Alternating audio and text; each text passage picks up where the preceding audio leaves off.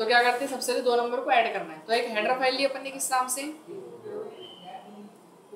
Variable बना लेते हैं, ए और बी हेडर फाइल तो दे ही रखी है, और एक कर लेंगे अपन 3 अपने वेरिएबल्स हो गए, ए की वैल्यू कुछ डाल दी अपन ने, बी की वैल्यू कुछ डाल दी अपन ने, और फिर सी इज इक्वल्स टू क्या करते हैं ए प्लस बी, और प्रिंट कराना है तो सी आउट लिखो और मैसेज दो क्या एडिशन है। और वहाँ कैसे लगाते हैं अपन, परसेंटेज डी परसेंटेज एफ, यहाँ कुछ नहीं लगता, और फिर कॉमा लगाते थे ना अपन, लेकिन यहाँ कॉमा नहीं, यहाँ लेस देन लगा के सी जो वेरिएबल उसको काम करना है ना। मतलब एडिशन इज एक मैसेज है तो उसको डबल कोट्स में, और जो वेरिएबल उसको बाहर लिखते हैं हमेशा इस तरीके से लेस देन का साइन लगा के बस। तो इसमें भी आपका आउटपुट आ जाएगा, एडिशन का 30 आ जाएगा आउटपुट। क्लियर हुआ, एडिशन इज 30। लेकिन अगर ये वैल्यू मुझे यूजर से लेनी हो, किससे लेनी हो, तो क्या होगा, बहुत सिंपल, यूजर से लेना है। तो अपन एक काम करते हैं, यूजर से लेने के लिए यहाँ पर जाएंगे, इसको हटा देते हैं और इसको हटा देते हैं। तो एक मैसेज देना पड़ेगा ना, तो क्या मैसेज दें अपन, एंटर एनी 2 नंबर्स, 2 नंबर क्या किए जाए, एंटर किया जाए।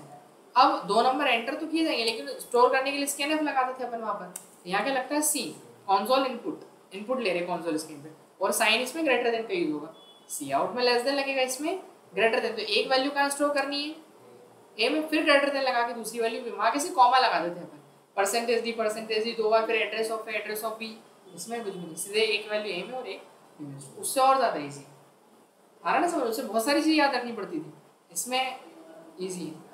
रन करें, 2 नंबर मांगेगा, पहला डाल दिया 32, दूसरा 55, दोनों का एडिशन किया, कितना आ गया 87। बताओ आया क्या समझ में, ठीक है।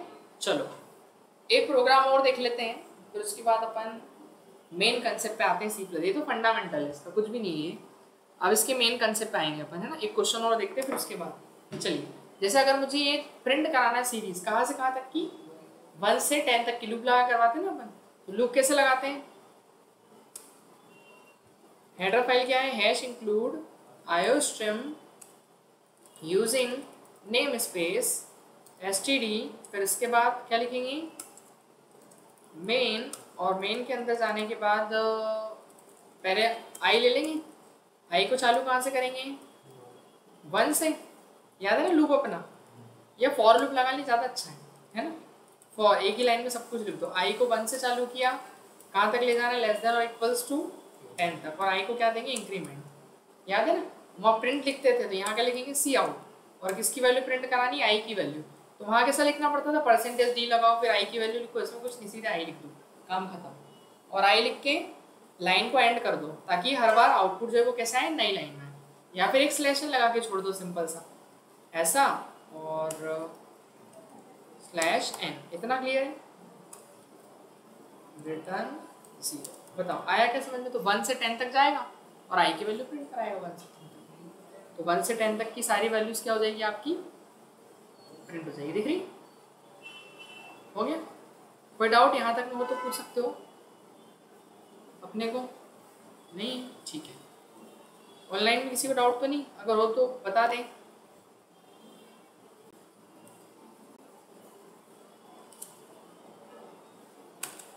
चलो आगे बढ़े फिर। अब देखिए, अब इसमें मेन कॉन्सेप्ट स्टार्ट करना है आपने को C++ के अंदर, क्लास एंड ऑब्जेक्ट। क्योंकि C++ जो है वो क्या है, एक ऑब्जेक्ट ओरिएंटेड प्रोग्रामिंग लैंग्वेज है। किस टाइप की है, ऑब्जेक्ट ओरिएंटेड प्रोग्रामिंग लैंग्वेज। अब ये वर्ड आप लोगों के लिए नया है, ऑब्जेक्ट ओरिएंटेड प्रोग्रामिंग लैंग्वेज क्या होती है। देखो पहले अपन समझते हैं ऑब्जेक्ट, मैंने बोला ना ओरिएंटेड, 4 अलग अलग वर्ड यूज किए, ओरिएंटेड प्रोग्रामिंग लैंग्वेज, ठीक है, ऑब्जेक्ट ओरिएंटेड प्रोग्रामिंग लैंग्वेज, ठीक है। ये अपन ने इस तरीके से लिखा। अब पहली बात तो ऑब्जेक्ट क्या होता है वो समझते हैं।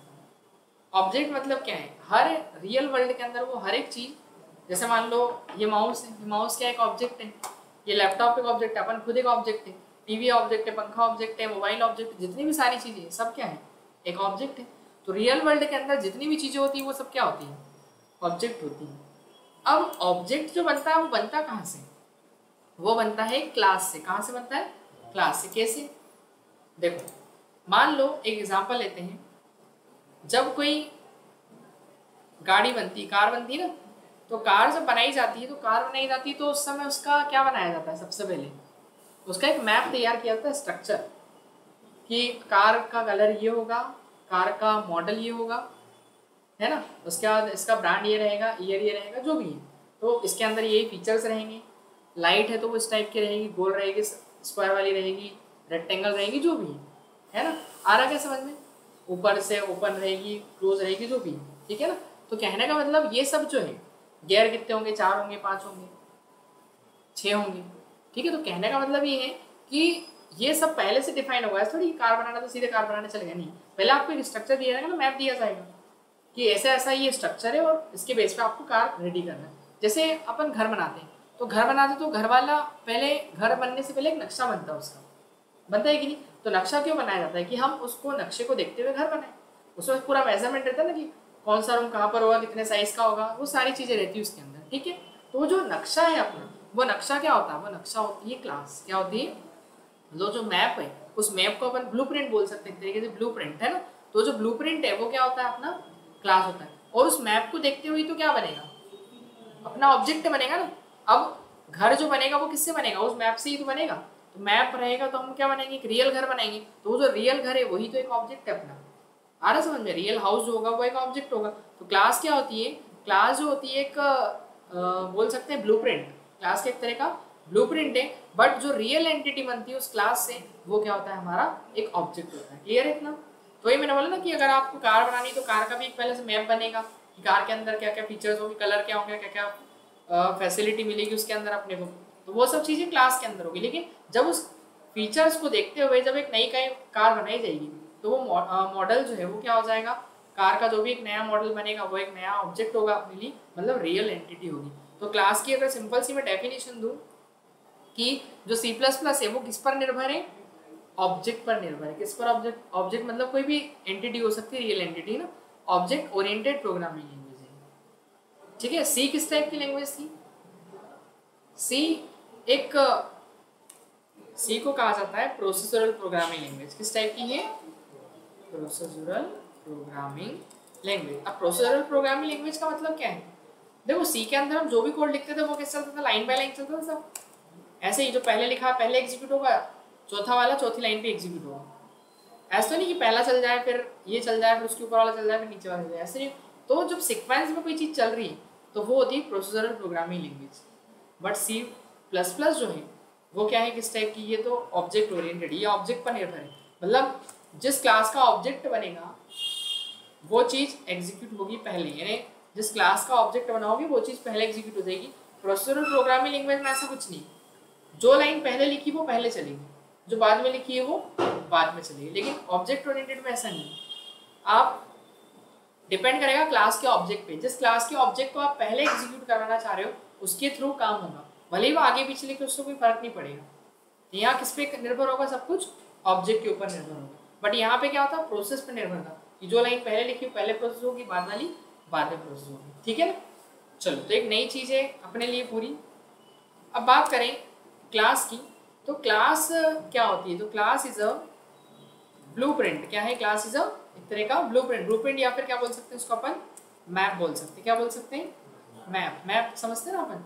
मैप जैसे अपन स्कूल टाइम में, आपको पता हो स्कूल टाइम में जब अपन थे तो एक वो आता था, क्या बोलते हैं, सीरीज आती थी, और सीरीज में लिखा रहता था कि इस यूनिट से इतने मार्क्स के क्वेश्चन आएंगे, इतने क्वेश्चन आएंगे, रहता था कि नहीं उसके अंदर? क्या बोलते हैं उसको अपन? परीक्षा सार, परीक्षा बोध, ऐसा कुछ रहता है ना। वो आती है ना परीक्षा सार, जो भी परीक्षा बोध है, तो उसमें रहता था ना कि इस यूनिट से इतना मतलब क्वेश्चन आएंगे और इतने मार्क्स के आएंगे, ऐसा रहता था उसके अंदर, ठीक है। तो वो भी तो क्या था? वो एक ब्लूप्रिंट ही तो था। उसको देखते हुए तो एक रियल पेपर बनता था, उसी के बेस पे रियल पेपर बनता था। तो रियल पेपर क्या है? वो ऑब्जेक्ट है, और वो जो मैप रहता था अपने पास वो क्या रहती थी? क्लास रहती थी। आ रहा क्या समझ में? ठीक है। अब जैसे क्लास तो अपना ब्लूप्रिंट या मैप होता है, और क्लास क्या है? सबसे मेन चीज की class is a user defined data type. किस टाइप का है? User defined data type. देखो क्लास जो है वो बनी हुई नहीं आती इसके अंदर, क्लास यूजर को खुद बनानी पड़ती है। तो ये किस टाइप की है? यूजर डिफाइंड डेटा टाइप के अंदर आती है। किस टाइप की? यूजर खुद इसको बनाता है, तो यूजर डिफाइंड डेटा टाइप ही है। तीसरा, class is a collection of class is a collection of data member, चलो छोड़ो, class is a collection of variable and function. ये एक चीज लिखी मैंने आपके लिए, क्लास कलेक्शन फंक्शन समझ जाओगे, ठीक है। देखो क्लास क्या बोला, class is a collection of variable and function, मतलब क्लास के अंदर दो चीजें होती है, कितनी, एक तो वेरिएबल और दूसरा फंक्शन। वेरिएबल क्या होते हैं अपने पता है ना, वेरिएबल जिसके अंदर अपन डेटा स्टोर करवाते हैं। ये जो अभी अपन ने प्रोग्राम बनाया ऊपर इसमें वेरिएबल लिखे ना, आई नाम का वेरिएबल लिया, एबीसी वेरिएबल लिया, ये वेरिएबल जिसके अंदर अपन कोई डेटा स्टोर करते हैं। तो क्लास के अंदर क्या मिलेंगे, पहली बात तो अपने को वेरिएबल मिलेंगे और दूसरा क्या मिलेंगे, फंक्शन, वही जो सी में अपन ने फंक्शन पढ़े थे, फंक्शन मिलेंगे, ठीक है। तो बात करें अगर अपन फंक्शन की, तो फंक्शन को अपन सी प्लस प्लस में फंक्शन नहीं बोलते, फंक्शन को क्या कहा जाता है सी प्लस प्लस में, इसका नाम चेंज करके क्या बोलते हैं गौरव, मेंबर फंक्शन। क्या बोलते हैं, मेंबर फंक्शन, या इसको मेथड भी कहा जाता है। क्या कहा जाता है, मेंबर फंक्शन या फिर मेथड। और इसके बाद वेरिएबल को अपन वेरिएबल नहीं बोलते, वेरिएबल को अपन क्या बोलते हैं, डेटा मेंबर। क्या बोलते हैं, डेटा मेंबर। ये एक नई चीज है आपके लिए, है ना, डेटा मेंबर, ठीक है। तो अपन क्या बोलेंगे, class is a collection of data member and member function या मेथड। क्लास की दो चीजों का कलेक्शन होती है, कौन कौन सी, एक तो डेटा मेंबर यानी वेरिएबल, और दूसरा क्या, फंक्शन। क्लास के अंदर कितनी चीजें होंगी, दो चीजें, एक तो वेरिएबल और फंक्शन। वेरिएबल को अपन क्या बोलते हैं, डेटा मेंबर, और फंक्शन को क्या बोलते हैं अपन, मेंबर फंक्शन या फिर मेथड। चलो आगे बढ़ते हैं अपन। तो ये तो बात हो गई क्लास की। अब क्लास को बनाया कैसे जाता है, तो क्लास को बनाने का सिंटेक्स, देखिए सिंटेक्स समझिए क्लास कैसे बनाई जाएगी। सबसे पहले तो क्लास कीवर्ड यूज करना है। क्या यूज करना है, क्लास कीवर्ड। फिर इसके बाद क्या करेंगे, क्लास कीवर्ड के बाद फिर अपन आएंगे, क्लास का नाम देंगे। क्या देंगे, अपनी क्लास का जो भी नाम आपको देना है, और फिर उसके अंदर क्लास की चीजें लिख देंगे, क्लास के अंदर जो भी आपको लिखना है, ठीक है। तो क्लास के अंदर क्या लिखेंगे अपन, बेसिकली क्लास के अंदर होगा आपका डेटा मेंबर, डेटा मेंबर, और दूसरा मैंने बताया ना डेटा मेंबर, और एक क्या होगा, मेंबर फंक्शन। ये दो चीजें होगी। तो एक तो डेटा मेंबर होगा क्लास के अंदर, दूसरा क्या होगा, मेंबर फंक्शन। डेटा मेंबर मतलब वही वेरिएबल, और मेंबर फंक्शन मतलब अपने फंक्शन। तो ये दो चीजें होंगी ना, बताया था मैंने कि क्लास के अंदर ये दो चीजें मिलेगी, डेटा मेंबर और मेंबर फंक्शन। और जहाँ पर क्लास एंड होगी वहाँ पे सेमीकोलन लगाएंगे अपन। ध्यान आ रहा है, स्ट्रक्चर पढ़ा था अपन ने थोड़ा थोड़ा, तो स्ट्रक्चर में वो स्ट्रक्ट कीवर्ड लगाते थे, फिर स्ट्रक्चर का नाम लिखते थे, फिर स्ट्रक्चर के अंदर का डेटा लेते थे और स्ट्रक्चर को सेमीकोलन लगा के एंड करते थे। सेम चीजें स्ट्रक्चर जैसी। चलो अब आगे बढ़ लेते हैं। तो ये तो हो गई बात किसकी, क्लास की। अब क्लास के बाद क्या बनाएंगे अपन, ऑब्जेक्ट बनाएंगे। ऑब्जेक्ट बनाना क्यों जरूरी है, क्लास जब हमारे पास नहीं, अब क्लास है लेकिन क्लास तो है, लेकिन जब तक ऑब्जेक्ट नहीं होगा हम एक्सेस कैसे करेंगे क्लास के अंदर की चीजों को। मतलब क्लास के अंदर की चीजों को एक्सेस करने के लिए क्या चाहिए होता है, ऑब्जेक्ट चाहिए होता है। अब जैसे मान लीजिए क्लास में बैठे अपन, अब इस क्लास को यूज कौन करेगा, क्लास तो है बट इसको यूज कौन करेगा, अपन ही, ऑब्जेक्ट यूज करेगा ना कोई। आ रहा समझ में, तो अपन एक ऑब्जेक्ट है तो अपन क्या करेंगे, इस क्लास को यूज करेंगे। क्लास होगी तो क्लास का फायदा ही नहीं, पहली बार जब तक कोई ऑब्जेक्ट नहीं होगा उसका यूज ही नहीं हो पाएगा।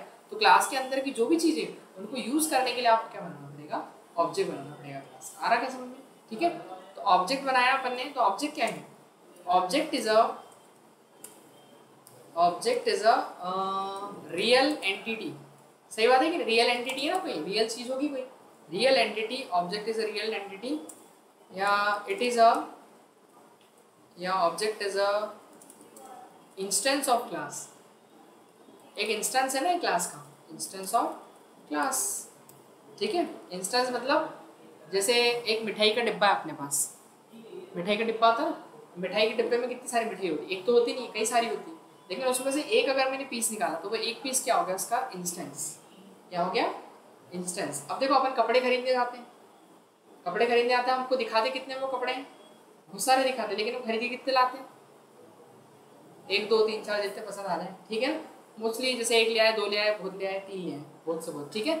इस तरीके से अपन ले, तो वो मतलब 3 इंस्टेंस हो गए उसके, मतलब उस पूरे में से जो अपन ने निकाला वहां से कलेक्शन, तो एक इंडिविजुअल को क्या बोलते हैं अपन, इंस्टेंस बोलते हैं। तो एक इंडिविजुअल जो होगा वो क्या होगा, एक इंस्टेंस होगा। आ रहा समझ में, बोला ना कि एक पीस निकाला मैंने मिठाई के डिब्बे में से, तो वो एक इंस्टेंस है उसका। आ रहा समझ में। तो रियल एंटिटी पहली बात तो ये, और क्या है दूसरा, वो क्या है दूसरा, वो इंस्टेंस है क्लास का। अब देखो क्या बोलते हैं, जैसे अगर मैं बोलूँ आपको एक मिठाई बनानी है, तो मिठाई बनाना तो कौन सी मिठाई बनाने में आपको पहले उसकी क्या बताऊंगा, रेसिपी बताऊंगा कि ये अगर मिठाई बनानी है तो इसके लिए यही चीज़ें लगेगी और इसको ऐसे ऐसे बनाना आपको, तो बताओ वो मैंने आपको बता दिया तो क्या मिठाई बन गई? नहीं। तो वो क्या है, मैंने जो आपको बताया है वो आपकी क्लास है, क्योंकि उसमें पूरी रेसिपी दी, मैंने आपको इंग्रेडिएंट्स बताए क्या क्या चीज़ें लगेगी, और दूसरा उससे फिर हम जब मिठाई बनाएंगे एक्चुअल तो वो होगा हमारा ऑब्जेक्ट। आ रहा ना समझ में? ठीक है, तो वो क्या होगा, अपना एक ऑब्जेक्ट होगा। तो क्लास एंड ऑब्जेक्ट ये दो चीज़ें हैं इसके अंदर। चलो अब एक काम करते हैं, अपन आगे बढ़ते हैं। तो शुरुआत करते हैं, क्लास एंड ऑब्जेक्ट का प्रोग्राम बनाते हैं, लेकिन उससे पहले हमको एक चीज़ समझनी पड़ेगी जिसका नाम है, एक चैप्टर है यहाँ पर, एक्सेस स्पेसिफायर या फिर इसको क्या कहा जाता है, विजिबिलिटी मॉडिफायर्स। ठीक है, एक्सेस स्पेसिफायर या फिर विजिबिलिटी मॉडिफायर। अभी ये क्या एक्चुअली, देखिए हमने सी के अंदर जो भी पढ़ा अभी तक वो सब डेटा जो था वो सब पब्लिकली था। कैसा था? पब्लिकली मतलब कोई भी उसको एक्सेस कर सकता है। लेकिन सी प्लस प्लस में क्या है, प्राइवेसी। जब सी प्लस प्लस है तो इसमें कंसेप्ट ये था कि हमारे डेटा को क्या कर सकते हैं, प्राइवेट कर सकते हैं। कैसा कर सकते हैं? प्राइवेट। अभी जैसे इंस्टाग्राम चलाते हैं अपन, तो उसमें क्या होता है, या तो प्राइवेट होता है अकाउंट या फिर क्या होता है अपना पब्लिक होता है।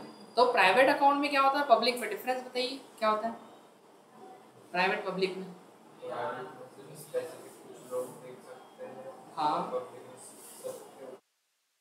पब्लिक में ऐसा है कि कोई भी एक्सेस कर सकता है ना, लेकिन प्राइवेट को वही एक्सेस कर सकता है जिसके पास परमिशन है, जिसने फॉलो कर रखा है, फॉलो बैक दिया है तो वो क्या है, एक्सेस कर सकते हैं, है ना। तो कहने का मतलब है कि अगर रिक्वेस्ट आपकी एक्सेप्ट होगी तो ही आपको अंदर का डेटा दिखेगा, लेकिन अगर एक्सेप्ट नहीं होगी तो अंदर का कंटेंट क्या, हमको क्या पता।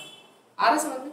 तो वैसे ही है कि अगर जो सी के अंदर डेटा था वो सब पब्लिक था, मतलब उसको कोई भी एक्सेस कर लेता, लेकिन सी प्लस प्लस में हम डेटा को प्राइवेट बना सकते हैं। तो इसके लिए हमारे पास एक्सेस स्पेसिफायर, इसी को कहते हैं अपन। पहला होता है इसके अंदर का प्राइवेट, कि आप डेटा को क्या बना सकते हो, प्राइवेट बना सकते हो। दूसरा, आप उसको प्रोटेक्टेड बना सकते हो।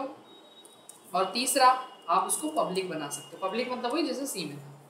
तो ये तीन होते हैं एक्सेस स्पेसिफायर। कितने? पहला प्राइवेट, दूसरा प्रोटेक्टेड और तीसरा पब्लिक। अब बात आएगी कि चलो कोई डेटा अपन ने सी प्लस प्लस में प्राइवेट कर दिया, तो उसको एक्सेस कैसे किया जाएगा, है कि नहीं? अगर प्राइवेट हो गया डेटा तो उसको एक्सेस भी तो करना पड़ेगा ना। तो एक्सेस करने के लिए केवल एक के पास परमिशन होती है जो उस डेटा को एक्सेस कर सकता है। ये देखिए, दिखाई दे रहा? तो जो अपना प्राइवेट है, देखो प्राइवेट का डेटा एक्सेस नहीं होता पहली बात तो, और ना प्रोटेक्टेड का डेटा एक्सेस होता है। ठीक है, क्योंकि प्राइवेट प्रोटेक्टेड दोनों ही क्या है, एक तरीके से सिक्योर है ना। डेटा को प्राइवेसी देने के लिए तो इन दोनों का यूज करते हैं, लेकिन दोनों में डिफरेंस क्या है, जब दोनों का काम सेम है, अगर कि प्राइवेट भी डेटा को सिक्योर कर रहा है, प्रोटेक्टेड भी डेटा को सिक्योर कर रहा है, तो फिर इन दोनों का यूज कहाँ करना है, प्राइवेट का कब करना है और प्रोटेक्टेड का यूज करना है। देखिए, तो जब हम इनहेरिटेंस पढ़ेंगे एक चैप्टर आगे चल के इसके अंदर, तो इनहेरिटेंस में क्या होता है कि प्राइवेट का जो डेटा है वो इनहेरिट नहीं होता है। इनहेरिट मतलब क्या होता है, जैसे एक क्लास की चीज़ें दूसरे क्लास में भेजना, तो जो डेटा प्राइवेट में रहेगा वो डेटा दूसरी क्लास में नहीं जाएगा, लेकिन डेटा प्राइवेट रहेगा आपका। लेकिन प्रोटेक्टेड क्या है, प्रोटेक्टेड में डेटा आपका प्राइवेट रहेगा, बट ये इनहेरिट होने देता है। इनहेरिट होने देता मतलब कि एक क्लास की चीज़ दूसरी क्लास में भेज देता है, लेकिन डेटा फिर भी आपका प्रोटेक्टेड मतलब प्राइवेट रहता है एक तरीके से। ठीक है, तो ये भी सेम और ये भी सेम, बस ये कि इसको ये इनहेरिटेंस रोकता है और ये क्या करता है, इनहेरिटेंस होने देता है। मतलब एक क्लास की चीज़ों को दूसरे क्लास में जाने देगा और एक क्लास की चीज़ों को दूसरी क्लास में नहीं जाने देगा। आ रहा समझ में? बस ये डिफरेंस है, बाकी दोनों का काम सेम है। तो जब अपने को इनहेरिटेंस करवाना है तो वहाँ प्रोटेक्टेड का यूज़ कर लेंगे, और जहाँ इनहेरिटेंस नहीं करवाना है वहाँ किसका यूज़ कर लेंगे, अपन प्राइवेट का यूज़ कर लेंगे। ठीक है, अब बात आएगी कि चलो ये बात आ रही थी कि प्राइवेट का डेटा एक्सेस नहीं कर सकते और प्रोटेक्टेड डेटा एक्सेस नहीं कर सकते, तो डेटा को एक्सेस कैसे किया जाएगा? तो डेटा को एक्सेस करने के लिए केवल पब्लिक के पास परमिशन होती है। पब्लिक के पास ये परमिशन होती है कि पब्लिक प्राइवेट के डेटा को भी एक्सेस कर सकता है और प्रोटेक्टेड के डेटा को भी क्या कर सकता है, एक्सेस कर सकता है। केवल पब्लिक के पास परमिशन होती है कि वो प्राइवेट, पब्लिक के थ्रू ही हम प्राइवेट डेटा को एक्सेस कर सकते हैं और प्रोटेक्टेड डेटा को एक्सेस कर सकते हैं। आ रहा क्या समझ में? ठीक है, मतलब पब्लिक के अंदर हम ऐसा कोड लिखना पड़ेगा कि हमको प्राइवेट का डेटा मिल जाए, पब्लिक के अंदर कोई ऐसा कोड लिखना पड़ेगा जिससे हमको प्रोटेक्टेड का डेटा मिल जाए। आ रहा क्या समझ में? तो वही है कि मित्रता करनी पड़ेगी अपने को जैसे इनसे, ठीक है। चलो ये तो बात हो गई एक्सेस स्पेसिफायर की। अब आगे चलते हैं अपन, तो एक छोटा सा एग्जांपल लेते हैं। देखो मेरे को हेलो प्रिंट कराना है। क्या प्रिंट कराना है? हेलो। सबसे इजी प्रोग्राम बनाते हैं अपन पहले, ठीक है।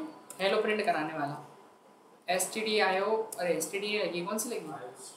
io stream यूजिंग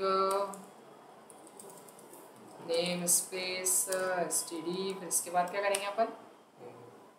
इसके बाद क्लास बनाएंगे, ठीक है। तो क्लास, अब क्लास का नाम क्या? हेलो प्रिंट करना है ना, तो हेलो बेसिकली क्या एक मैसेज है। तो क्लास का नाम क्या दे दिया अपन ने? मैसेज। ये क्लास हो गई अपनी। चलो क्लास का नाम देने के बाद में अब देखो एक चीज़ मैं आपको बताना चाहूँगा कि क्लास के अंदर का जो भी डेटा होता है वो बाय डिफ़ॉल्ट कैसा होता है? प्राइवेट होता है, प्रोटेक्ट होता है, पब्लिक होता है। क्लास के अंदर अगर आप कुछ भी लिखोगे तो वो डेटा ऑटोमेटिकली किस में चले जाता है? प्राइवेट में चले जाता है। किस में चले जाता है? प्राइवेट। मतलब यहाँ पर जो भी आप लिखोगे ना क्लास के अंदर गया मतलब वो सिक्योर हो गया पूरी तरीके से। मतलब आपके डेटा को कोई बाहर वाला मतलब क्लास के बाहर से एक्सेस नहीं किया जा सकता। आ रहा क्या समझ में? तो मतलब क्लास के अंदर जो भी लिख दिया वो सब प्राइवेट हो जाएगा। तो अगर आप प्राइवेट नहीं भी लिखोगे तो भी चलेगा, लेकिन आप ऐसे प्राइवेट अगर लिखना चाहो तो लिख भी सकते हो प्राइवेट इस तरीके से एक्सेसफुल। लेकिन मुझे अभी डेटा मान लो क्लास के अंदर का डेटा प्राइवेट नहीं रखना है, तो फिर प्राइवेट ही रखना है, तो फिर उसके लिए क्या लिखना पड़ेगा आपको? पब्लिक स्पेसिफायर लगाना पड़ेगा। आ रहा क्या समझ में? तो प्राइवेट अगर आप चाह रहे हो कि नहीं हमको तो प्राइवेट रखना है तो आप फिर उसको प्राइवेट स्पेसिफायर यूज कीजिए। लेकिन आप चाह रहे हैं कि नहीं हमारा डेटा इतना ज़्यादा इंपॉर्टेंट नहीं है, हम उसको चाह रहे हैं ठीक है पब्लिक के लिए हो, तो फिर आप क्या करोगे इसमें? पब्लिक। अब देखो हेलो प्रिंट कराना तो हेलो तो नॉर्मल सा मैसेज है तो अपन उसको पब्लिक रख सकते हैं। अब बात आती है कि क्लास के अंदर जो चीज़ें हैं वो एक्सेस कैसे होगी। देखो अपने को प्रिंट क्या करना है? हेलो प्रिंट कराना ना, तो हेलो प्रिंट करना तो सिंपल सा अपन सी आउट ऐसे कर सकते हैं, हेलो ऐसे लिखेंगे। लेकिन क्लास के अंदर की चीज़ एक्सेस कहाँ से होती है? ऑब्जेक्ट से। बताया था मैंने कहाँ से एक्सेस होती है? एक ऑब्जेक्ट से। तो ऑब्जेक्ट से जब एक्सेस होंगी चीज़ें तो एक्सेस करेंगे कैसे? तो हमको क्या करना पड़ता है? यहाँ पे एक फंक्शन बनना पड़ता है। क्या बनाना पड़ता है? क्योंकि मैंने बताया था क्लास के अंदर दो चीज़ होगी, पहला तो डेटा मेंबर और दूसरा क्या? Member function. बताया था मैंने क्लास के अंदर या तो आप डेटा मेंबर लोगे या फिर क्या लोगे? मेंबर फंक्शन लोगे। डेटा मेंबर का मतलब क्या है कि वेरिएबल, पर अभी तो वेरिएबल की जरूरत क्या है? हेलो प्रिंट करने का। तो बस आपको क्या चाहिए? केवल फंक्शन की जरूरत पड़ेगी। तो एक फंक्शन बना लेते हैं अपन यहाँ पर। तो एक वॉइड, पता है ना रिटर्न टाइप नहीं दे रहे हैं, वॉइड किस नाम से डाले अपन? फंक्शन का नाम देते हैं डिस्प्ले। डिस्प्ले नाम देते हैं क्योंकि डिस्प्ले होगा ना वो मैसेज शो होगा, या शो नाम दे दो। शो नाम से, हाँ ठीक है, शो नाम से अपन एक फंक्शन बना लिया, ठीक है। नो रिटर्न और नो आर्ग्यूमेंट, पता है ना? याद है फंक्शन बनाया थे नो रिटर्न नो आर्ग्यूमेंट से। तो अगर ये नहीं भी लिखते तो भी चलता है, तो ये वाला वॉइड बाद वाला वॉइड। तो नो रिटर्न नो, जब फंक्शन कॉल हो तो होना क्या चाहिए? हेलो प्रिंट होना चाहिए। क्या प्रिंट होना चाहिए? हेलो। इतना क्लियर है? अब इस फंक्शन को क्या करना है? कॉल। जब इस फंक्शन को कॉल करेंगे तब जाके तो हेलो प्रिंट होगा। तो एक काम करते हैं, चलो ये क्लास एंड कर दी, क्लास खत्म। अब क्लास जैसे ही खत्म हुई तो फिर हमने उस क्लास का ऑब्जेक्ट बनाएंगे, तो ऑब्जेक्ट मेन से चालू होगा, ठीक है। तो ये ऑब्जेक्ट बना लेना आप यहाँ पर मेन के अंदर जाके क्लास का ऑब्जेक्ट। कौन सी क्लास का ऑब्जेक्ट बनेगा? अभी तो हमारे पास एक ही क्लास मैसेज, हो सकता है हमारे पास एक से ज़्यादा क्लास भी हो आगे चल के। तो अभी एक ही क्लास है, तो जिस भी क्लास का आप ऑब्जेक्ट बनाओगे तो आपको क्लास का नाम पहले लिखना पड़ता है। क्लास का नाम पहले, जैसे क्लास का एक डेटा टाइप पढ़ा ना अपन ने अभी कि class is user defined data type. Class का एक डेटा टाइप है, तो सबसे पहले अगर हम जैसे नॉर्मल से सी में वेरिएबल भी बनाते थे तो आपको पहले डेटा टाइप लिखना पड़ता था कि नहीं आगे, कि हम ए नाम का एक वेरिएबल बना रहे हैं जो किस टाइप का है? इंट टाइप का। तो आप क्या होगा? समझ में आ रहा है कि नहीं? पक्का? चलो ठीक है। तो ऐसे लिखते ना अपन मैसेज और ए, फिर इसके बाद इंट ए लिखते थे, वैसे ही हम क्लास का नाम देंगे, क्लास भी डेटा टाइप है, और फिर उसके बाद क्या लिख देंगे? ए नाम का हमने क्या बनाया? कोई एक ऑब्जेक्ट बनाया। तो ए एक ऑब्जेक्ट है, मतलब यहाँ वेरिएबल नहीं है, क्योंकि क्लास का क्या बनता है? हमेशा एक ऑब्जेक्ट बनता है। ऑब्जेक्ट मतलब एक रियल थिंग है। या डबल ए कर दो, अगर ए में कंफ्यूज ए लग रहा है कि वेरिएबल है तो आप डबल ए कर दो, डबल ए मतलब एक ऑब्जेक्ट है, ठीक है। तो अब हम इस ऑब्जेक्ट से ही क्लास की चीज़ों को एक्सेस करते हैं। तो हमने डबल ए ऑब्जेक्ट बनाया, तो डबल ए से आप कॉल किसको करो? हमको कॉल करना है शो नाम के फंक्शन को। देखो सजेस्ट कर रहा है वो कि आप शो को कॉल कर सकते हो, क्योंकि क्लास के ऑब्जेक्ट के पास परमिशन होती है कि वो क्लास के अंदर की चीज़ों को एक्सेस कर ले, लेकिन ओनली पब्लिक वालों को, प्राइवेट वालों को नहीं। अभी मैं इसको 2 मिनट के लिए देखना, अभी प्राइवेट करूँगा थोड़ी देर बाद तो वो एरर देगा अपने को। बोलेगा कि प्राइवेट है, ऑब्जेक्ट भी एक्सेस नहीं कर सकता उसको। तो यहाँ पर अपन ने रिटर्न 0। सही बात है, घर में अगर ताला लगा हुआ है, अगर हमारे ही चाबी नहीं दोगे अंदर कहाँ से जाएंगे अपन? क्यों? सही है कि नहीं? तो ऐसे ही है, यहाँ पर क्लास तो है, वो उसी का ऑब्जेक्ट है, उसी क्लास का ऑब्जेक्ट है, पर वो अंदर ही नहीं जा पाएगा प्राइवेट अगर रहेगा, उसको ही नहीं परमिशन मिलेगी। तो ऐसा होता है। देखो अब जैसे ही कॉल हुआ तो कहाँ चले जाएगा? पहली बात तो हमने, देखो इधर समझना एक बार ध्यान से, क्लास का हमने क्या बनाया? ऑब्जेक्ट बनाया। कौन सी? मैसेज क्लास का। क्यों बनाया? क्योंकि हमको क्लास के अंदर की चीज़ों को एक्सेस करना है, और एक्सेस करना है तो ऑब्जेक्ट बनाना पड़ता है। तो हमने क्या किया? एक ऑब्जेक्ट बनाया डबल ए नाम से। तो डबल ए से हम कॉल करेंगे किसको? शो फंक्शन को। शो फंक्शन को कॉल किया। डबल ए से क्यों किया? क्योंकि वो उस क्लास का ऑब्जेक्ट है ना, तो वो मैसेज क्लास का शो फंक्शन कॉल करेगा। तो ये कॉल करा मैसेज, डबल ए ऑब्जेक्ट ने शो फंक्शन कॉल किया, तो यहाँ गया मैसेज, क्या आया? हेलो आया। वापस यही आएगा नीचे और रिटर्न 0, एंड हो जाएगा प्रोग्राम। देखो एक बार हेलो आ जाएगा, पब्लिक है ना अभी, इसलिए देखो चल गया, क्या आ गया मैसेज में। लेकिन अगर मैं इसी की जगह थोड़ा चेंज कर दूं, बस यहाँ प्राइवेट लिख दूं, पब्लिक की जगह क्या लिख दिया मैंने? बस, अरे यहाँ नहीं, सॉरी, कहाँ लिखना है? पब्लिक की जगह क्या लिख देंगे अपन? प्राइवेट। अब देखो अब आएगी एरर, एक्सेस ही नहीं करने देगा वो, इस ऑब्जेक्ट को भी एक्सेस नहीं करने देगा। देखो शो में एरर आ रही है नीचे, ये देखो एरर पढ़ो आप, क्या आ रही है? एरर आ रही है, void message show is private within context, मतलब उसके अंदर, क्लास के अंदर, मैसेज क्लास के अंदर जो शो नाम का फंक्शन है वो क्या है? प्राइवेट है ना। तो डिक्लेयर प्राइवेट है, उसको प्राइवेट डिक्लेयर किया, तो देखो फंक्शन तो बता रहा है कि प्राइवेट है, बट वो एक्सेस नहीं दे रहा कि उसके अंदर क्या लिखा हुआ। आ रहा क्या समझ में? तो ऐसे आप प्राइवेट अगर कर दोगे तो एक्सेस नहीं होगा, तो अगर प्राइवेट कर देंगे तो फिर एक्सेस कैसे करेंगे? तो इसी के लिए फिर जरूरत पड़ती पब्लिक की। आ रहा क्या समझ में? तो पब्लिक, खैर अभी तो मैं बता नहीं रहा हूँ कि प्राइवेट के थ्रू कैसे करेंगे, आप प्राइवेट डेटा को पब्लिक के थ्रू कैसे करेंगे, वो अगले क्वेश्चन में करवा रहा हूँ। प्रोटेक्टेड में भी सेम आएगी, प्रोटेक्टेड में भी सेम एरर आएगी। ये देखो ये भी वही है, उसी का भाई है, सगा भाई है प्राइवेट का। ये देखो दिख रहा है, सेम एरर है ना, सेम एरर। बस ये क्या इनहेरिट हो जाता है, वो इनहेरिट नहीं होता है, डिफरेंस ये, वो खैर आगे चल के डिस्कस करेंगे, अभी नहीं करते हैं। पब्लिक में तो कोई दिक्कत है ही नहीं, पब्लिक तो सबके लिए है, वो चल ही जाएगा। आया क्या समझ में? हाँ, ऑनलाइन में किसी को डाउट है क्या?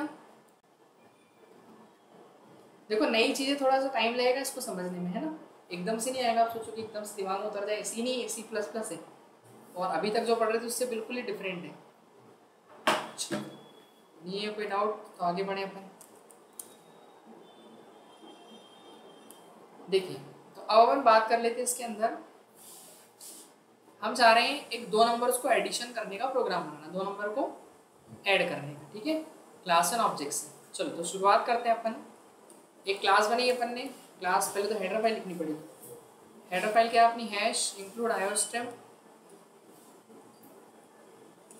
Using name space std।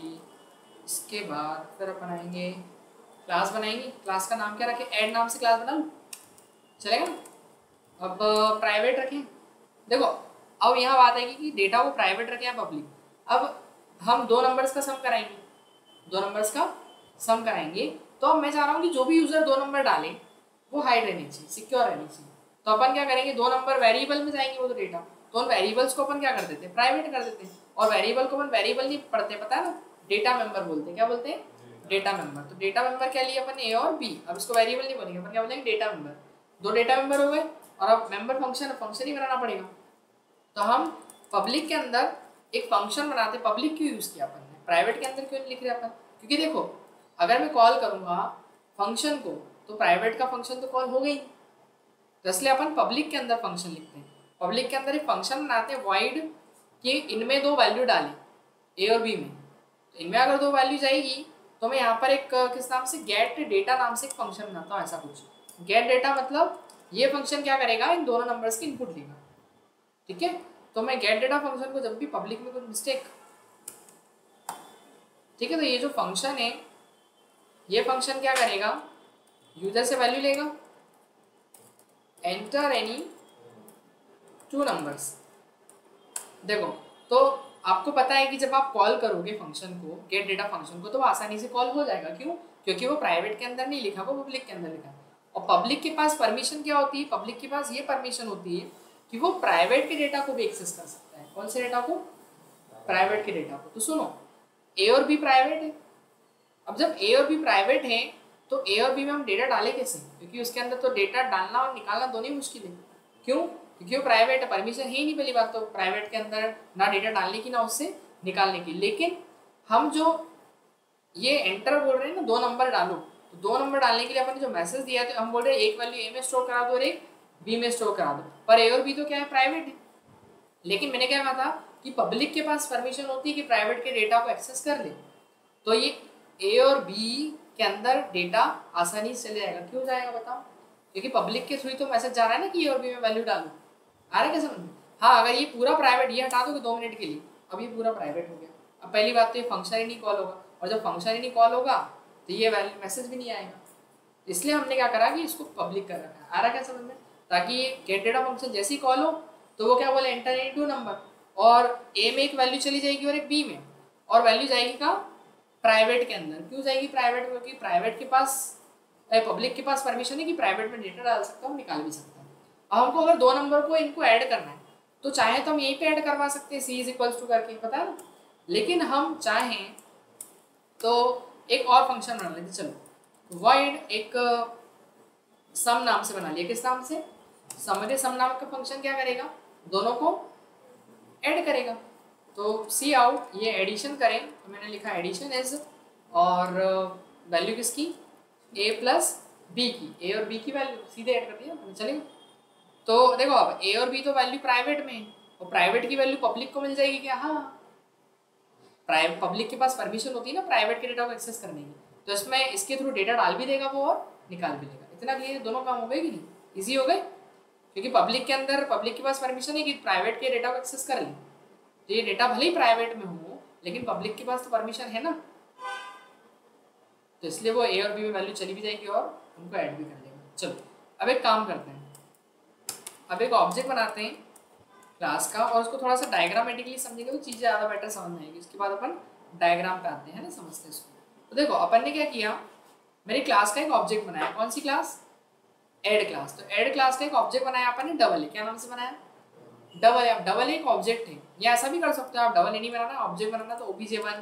OBJ1 मतलब पहला ऑब्जेक्ट, ठीक है, OBJ1 नाम से बनाया मैंने। एक ऑब्जेक्ट है। अब जब भी कोई ऑब्जेक्ट बनता है, ध्यान से समझना और सुनना, जब भी कोई ऑब्जेक्ट बनता है तो उस ऑब्जेक्ट के अंदर वो क्लास की सारी चीज़ें प्रेजेंट होती हैं। क्लास की सारी चीज़ें क्या होती हैं? प्रेजेंट होती है। किसके अंदर? उस ऑब्जेक्ट के अंदर। तो बताओ ये ऑब्जेक्ट कौन सी क्लास का है? ऐड क्लास का।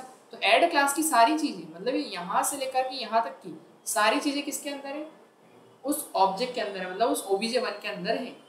मैं यहाँ पर इसको डायग्रामेटिकली क्लियर करके बताता हूँ, ज़्यादा अच्छे समझ में आएगा। क्योंकि वो ऑब्जेक्ट किसका, कहाँ से बना? उसी क्लास से तो बना है। तो जो क्लास, जैसे अपन मैप देखते हैं ना, तो ये क्लास क्या है? मैप है, और मैप से क्या बना है? घर बना है, एक रियल हाउस बना। अब मैप को देख के अगर रियल हाउस बनेगा तो उस मैप में जो चीज़ होगी वो किसके अंदर होगी? हाउस के अंदर होगी कि नहीं? ऑब्वियस है। आ रहा समझ में? जब ब्लूप्रिंट हमारे सामने था, हमने एग्जाम से पहले स्टडी किया ना कि इस यूनिट से इतने नंबर का पेपर आएगा, तो आया भी वही। क्यों? क्योंकि उसी ब्लूप्रिंट को देखते हुए तो वो पेपर बना हुआ है। आ रहा क्या समझ में? तो वो चीज़ें हैं। अब देखिए यहाँ पर अपन थोड़ा साइज छोटा करना पड़ेगा क्योंकि वो ज़्यादा डेटा हो गया इसके अंदर, 10 तक के करीब। ओ हेलो प्रिंट वाला, हेलो कहाँ से आ गया? मैंने तो पूरा कॉपी किया था। चलो दिखाई तो नहीं दे रहा, मतलब दिखाई दे रहा कि दे रहा? बहुत छोटा नहीं लेकिन ठीक है, मैं तो बोलूँगा तो समझते आना, क्योंकि मैं ज़्यादा जूम करूँ अगर बहुत ज़्यादा नहीं होगा। 100 के बाद सीधा 200 ही होता है, बीच का नहीं होता है। मतलब चीज़ कहाँ से? होम पे जूम आउट, जूम इन।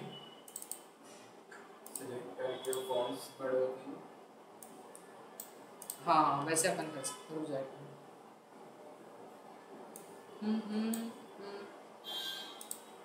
16 करीब है ना अब, लेकिन 1 में नहीं आ रहा ना, बाहर जा रहा है, थोड़ा छोटा करना पड़ेगा। 14 के अप्रॉक्स। हाँ अब ठीक है, दिखाई दे रहा? चलो तो देखो मैंने क्या बनाया, क्लास का एक ऑब्जेक्ट बनाया, क्योंकि प्रोग्राम कहाँ चालू होता है, यहाँ से थोड़ी एग्जीक्यूशन चालू होता है, मेन से एग्जीक्यूशन चालू होता है यहाँ से। तो क्लास का क्या बना आपका, ऑब्जेक्ट बना, भले उसको लिखते बाद में लेकिन। तो ऑब्जेक्ट क्या नाम है ऑब्जेक्ट का, obj1 है ना। एक ऑब्जेक्ट बना लो आप obj1, ये एक ऑब्जेक्ट बना। जैसे आप ऐसे नहीं लिखते थे इंट a, जब सी में अपन ऐसा लिखते थे इंट a, तो a नाम का एक वेरिएबल बनता था कि नहीं, और उसमें a में कुछ डेटा जाता था, पता है कि नहीं अपने को, ऐसे ही होता था। तो वैसे ये भी तो एक obj1 क्या है, एक ऑब्जेक्ट है, मतलब एक तरीके से आप वेरिएबल समझ सकते हो समझने के लिए, लेकिन वो वेरिएबल है नहीं, एक ऑब्जेक्ट है, ठीक है। तो यहाँ पर एक ऑब्जेक्ट है, और इस ऑब्जेक्ट के अंदर देखो कौन कौन सा डेटा होगा। इस obj1 के अंदर जितनी भी उस क्लास के अंदर चीजें दिख रही है वो सब चीजें इसके अंदर। देखो पहला तो क्या है, पहला तो आपको दिखाई दे रहा है कि प्राइवेट है उसके अंदर, एक तो प्राइवेट और दूसरा क्या है पब्लिक है ना, ये दो चीजें दिख रही है ना। और प्राइवेट के अंदर बताइए कौन कौन से वेरिएबल है, एक तो a वेरिएबल दिख रहा है अपने को, और एक कौन सा दिख रहा है, इसको थोड़ा सा आगे लिख देते हैं, एक तो a दिख रहा है अपने को और एक b, ये दो वेरिएबल है उसके अंदर, सही बात है, ठीक है। अब पब्लिक के अंदर कौन कौन से फंक्शन दिख रहे हैं, एक गेट डेटा और एक सम। तो पब्लिक के अंदर एक गेट डेटा नाम का फंक्शन है, और एक कौन सा फंक्शन है, ये लिख देता हूँ sum, टाइप नहीं हो रहा।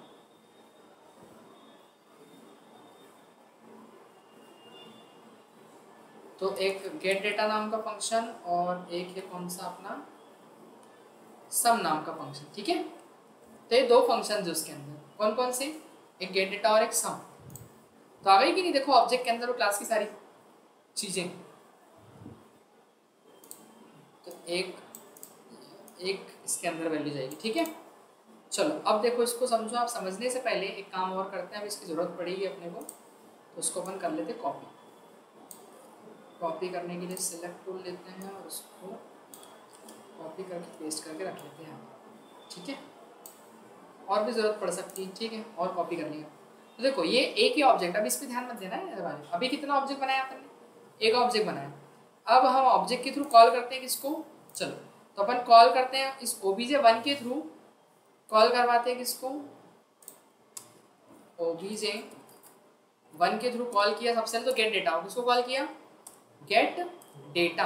तो ये obj1 किसको कॉल कर रहा है, obj1 कॉल कर रहा है इस गेट डेटा को, इस गेट डेटा को कॉल किया, ठीक है।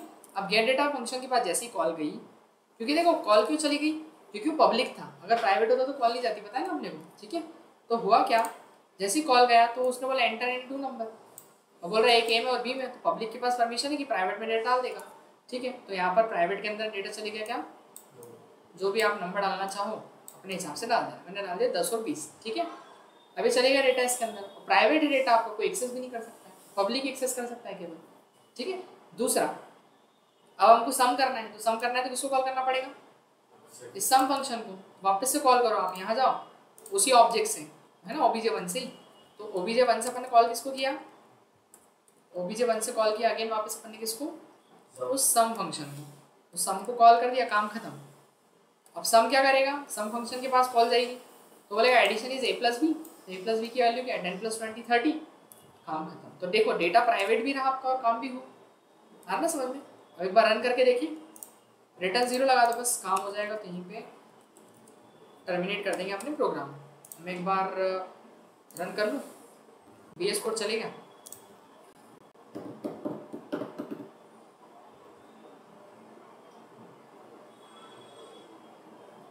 तो देखो रन करा मैंने,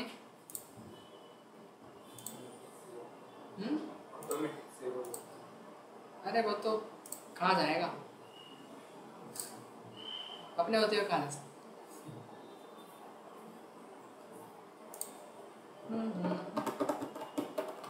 2 नंबर में आ गए 32 34, आगे 66। तो ये जो मेरा 32 और 36 जो मैंने डेटा डाला वो पहले ऑब्जेक्ट के अंदर, पहले ऑब्जेक्ट के वेरिएबल्स में सेव हो, समझना। अब यहाँ से है ना, टॉपिक चेंज हो रहा है यहाँ से। अब अगर मान लो मुझे और नंबर्स भी ऐड करना है, तो मुझे क्या करना पड़ेगा, और ऑब्जेक्ट बनाने पड़ेंगे क्लास। एक ऑब्जेक्ट 1 बनाया, एक क्या करूँगा मैं, ऑब्जेक्ट 2 बनाऊंगा। आ रहा है समझ में। तो ये बन गया अपना ऑब्जेक्ट 2, और उस ऑब्जेक्ट 2 के अंदर भी वही सारी चीजें होंगी जो ऑब्जेक्ट 1 में थी। तो ये सेम चीजें तो है, बस नाम चेंज हो गया। क्यों, क्योंकि बताओ, एक बात बताओ, जैसे यहाँ पर लिख लिया ऑब्जेक्ट 2, ये क्या अपना टाइप ही नहीं हो रहा इससे, तो obj2, ठीक है। ये क्या अपना दूसरा ऑब्जेक्ट है ना। और बताओ ये ऑब्जेक्ट और ये ऑब्जेक्ट सेम क्यों है? क्योंकि वो सेम क्लास के हैं। क्या है? सेम क्लास के हैं ना, बस नाम चेंज है। मतलब वही है कि एक नक्शे से कितने घर बन गए, 2 घर बने, और दोनों के सेम एक ही सेम, क्योंकि दोनों का नक्शा तो एक ही था ना। तो वो क्लास क्या था, एक मैप था, और उस मैप से फिर रियल ऑब्जेक्ट बने, तो दोनों क्या है, सेम है। आया क्या समझ में? बस इसके अंदर जो रहने वाले मेंबर होंगे वो अलग होंगे, घर के अंदर के मेंबर। तो इधर मेंबर क्या थे 10 और 20, इधर क्या होंगे, इधर कुछ और मेंबर हो सकते हैं। सही बात है कि मेंबर क्या होंगे, मेंबर चेंज होंगे खाली, बस इतना सही डिफरेंस है। तो हमको क्या करना है, एक काम करते हैं ना, पहले वैल्यू ले लेते हैं, ऑब्जेक्ट 2 में भी वैल्यू ले लेते हैं। तो ऑब्जेक्ट 2 के थ्रू भी गेट डेटा को कॉल किया, तो ऑब्जेक्ट 2 में क्या वैल्यू चली जाएगी बताओ। यहाँ पे जो भी आपको वैल्यू डालनी 4 डाल दिया अपन ने, और फिर यहाँ भी कोई वैल्यू डाल देंगे, कुछ भी डाल देना। उसके बाद फिर obj1 से कॉल कराओगे सम को, और obj2 से कॉल कराओगे जब सम को, तो काम अलग अलग आएगा कि नहीं, इसका आंसर अलग आएगा क्योंकि इसमें इसको जोड़ेगा वो, और इसमें इसको जोड़ेगा। चलो रन करें। ओ माय गॉड, हल्का सा एरर। ठीक है, 10 और 20, और फिर 30 और चलो 20 और 40 कर देते हैं। तो देखो 10 और 20 कितना आया, 30, और 20 और 40 कितना हो गया, 60। वो स्लैश n लगा देंगे तो वो सीक्वेंस में आ जाएगा। हाँ वो तो लगा लें यहाँ पर आप स्लैश में, ठीक हो गया काम। और कोई दिक्कत नहीं, ठीक है। तो इतने क्वेश्चंस हैं, आप ट्राई करना, फिर कल और कुछ क्वेश्चंस करेंगे अपन, है ना। अगर आपसे बनाना हो आपको, देखो घर के लिए मैं बता दूं, आपको क्लास एंड ऑब्जेक्ट से मैक्सिमम नंबर वाला क्वेश्चन करना है, 2 नंबर के बीच मैक्सिमम निकालते ना अपन, इवन ऑड वाला क्वेश्चन कर लेना है, और एक इवन ऑड चेक करते हो, और एक सीरीज प्रिंट करने वाला, सीरीज प्रिंट कराते ना अपन, वही 1 to 10 का जैसा अभी नहीं कराया था मैंने 1, तो वो क्लास एंड ऑब्जेक्ट से आप ट्राई करना। इतना आप ट्राई कर लेना पहले तो क्लास एंड ऑब्जेक्ट से, फिर नहीं बनेगा तो पहले इन क्वेश्चंस को ओपन करेंगे, उसके बाद फिर आगे करेंगे, ठीक है। तो ये मैं शेयर कर देता हूँ आपको गूगल क्लासरूम में, पहले स्टॉप कर दे अपन रिकॉर्डिंग।